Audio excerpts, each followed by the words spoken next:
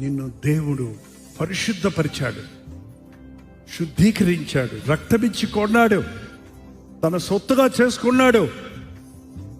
నీ పాపములు క్షమించబడ్డాయి. ఇప్పుడు నీకు పని ఉంది.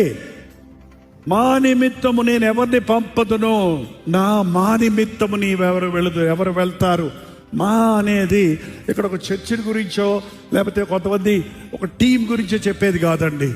తండ్రి కుమార పరిశుద్ధాత్మలు, తండ్రి కుమార పరిశుద్ధాత్మల యొక్క పనిని చేయటానికి క్రీస్తు రక్తములో కడగబడిన మానవుల్ని దేవుడు వాడుకుంటాడు.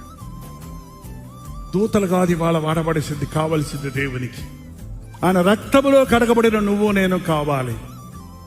ఆ రోజు శిష్యులతో చెప్పాడు, మీరు సర్వలోకములకు వెళ్ళి సర్వ సృష్టికి సువార్తను ప్రకటించండి. ఏంటి సువార్త? నువ్వు నీ పాపములను నశించిపోతున్నావు. నీ పాపములు క్షమించుటకు యేసు ప్రభు నీ కొరకు రక్తం కార్చాడు. ఆయన నామంలో నీకు పాప క్షమాపణ ఉన్నది, పాపం మీద జయం ఉన్నది, పరలోక రాజ్య భాగ్యం ఉన్నది.